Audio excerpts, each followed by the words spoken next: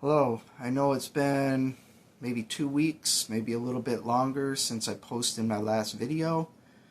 So this video is about an item I talked about in the other videos, where I said I believe this piece of electronics looks like the Black Monolith from A Space Odyssey 2001. And in this video too, you'll see that I almost made a tragic mistake when I was trying to clean this unit.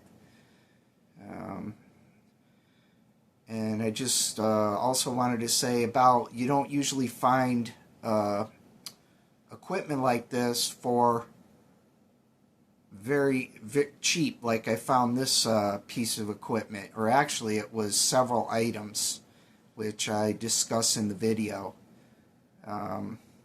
Yeah, I mean, the other equipment I have, I'm usually paying, anywhere from $200 to $500 for it, maybe a little bit more. I have another piece that I paid $800 for, which I'll be showing in another video. But this one I got for basically a steal, all this stuff. So yeah, it'll all be discussed in the video. So, in my previous videos on the Kenwood and the Marantz AV9000 and the Kenwood KMX1, I told you I was going to be putting those up. And this is the reason why. I'm going to be using my Yamaha Natural Surround AV Amplifier DSP-A1. Cinema DSP 7-channel Dolby Digital DTS. So the story behind this is, I was looking on Facebook Marketplace, and I saw somebody selling some equipment, some speakers, some Polk RT 2000Ps with the surrounds and the CS400 center channel. And then I saw this in the mix, and fortunately I was able to zoom in on it, and I saw it was a Yamaha DSP-A1. And these were very popular in I think the early 2000s. No HDMI. And there's my baby girl, Snowball. She's so beautiful. Yes, I love her. We have 3 cats, Snowball, Oreo, and Gandalf. She's a very old lady. She's probably 14 years old. Yeah, she's a beautiful girl. Yes, you are a beautiful girl. So, the good story about this is that, so I saw that equipment, and I saw this, and I had to jump on it. They were asking $200 for this stuff, which probably would have been a great deal. But I offered the lady $75 for the whole shebang. Speakers, amplifier. She had a Sony 200 disc CD player, which is completely working. They had another DVD player which wasn't working. I'm gonna try and fix that. I might try and do a video on that. But I offered her 75, and she asked why, and I said, well, because I'm not going to be able to test any of it. I don't know if any of it is any good. And she agreed to the price, and so I headed out and was definitely going to get this stuff. So this amplifier is 50 pounds. Or it's a AV amplifier, AVR, because it has everything you need inside one box. The amplifier, the processor, all that. It's not a separate. But this is one of the high-end units from Yamaha. And so this is one of my jewels. And yeah, so here's the inside of it.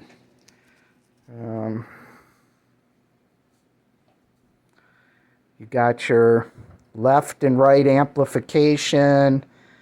You got your big iron core transformer here. Probably got your standby power supply somewhere. Look at the size of that transformer.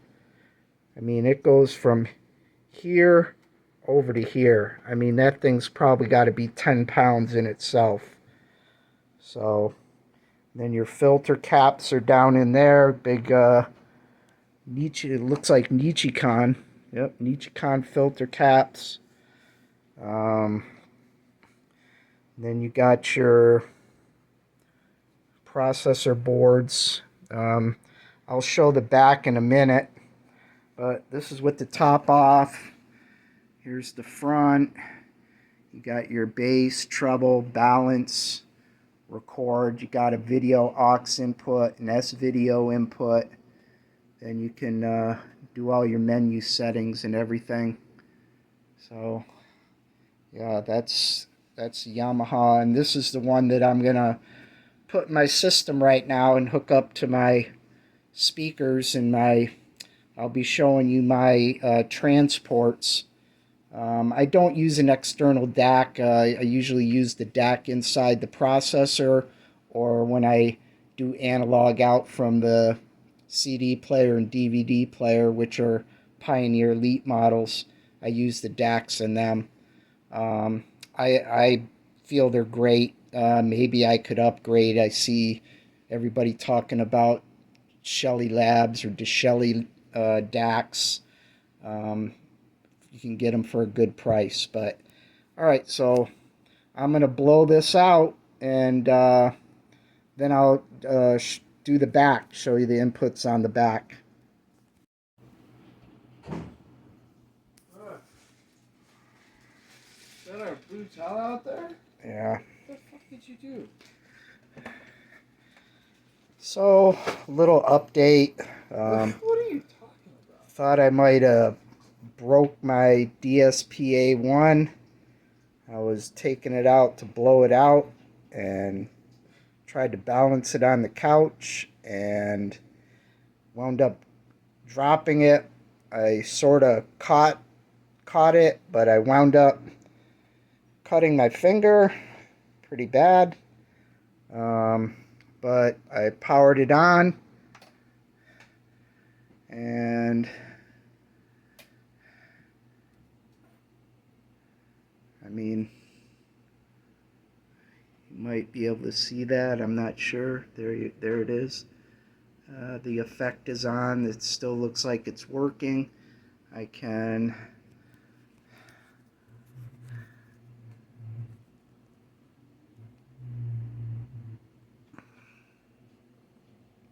go through the different things here, the different inputs. So I'm going to take it out. This is just, I'll be putting this in somewhere in one of my videos. But yeah, like I say, this is the one I'm going to blow out and start to use as my main amp and preamp. Alright.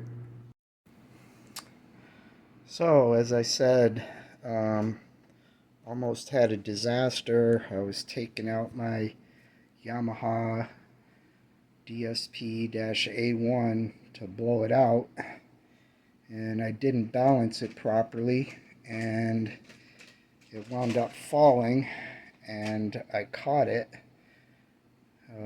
but it seems to be working. I've plugged it in and it seems to be working. I haven't hooked up any speakers to it yet, but we'll see. yeah, so now I'm gonna close this up, and this is gonna be for the next. I might have caused that damage there when I dropped it, I think. I don't think that was there before.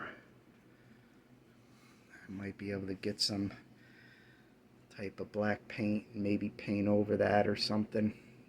That's sort of a bummer, because it was pretty much a pristine top except for this. I don't even know what this is. I've tried to get it off. It's like tape or something, but it doesn't come off with alcohol or anything. And I do know there is one fault with the volume knob. The LED in it isn't working. I think it's the LED's burnt out. I might buy an LED for it later on, try and put it in. But, I mean, not a big deal for this and 5 speakers and a 200 disc CD player for 75 bucks. Actually, I gave the lady another 20, so $95 for it all. So, all right. So here we go. The Yamaha DSP-A1 is all put back together.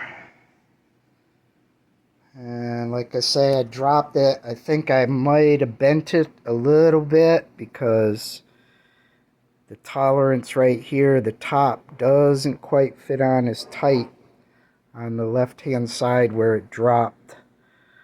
But I mean, it still goes on, still looks good. So now I'm gonna put this jewel in my Pangea Vulcan audio rack. Alright, that's where you'll see it next.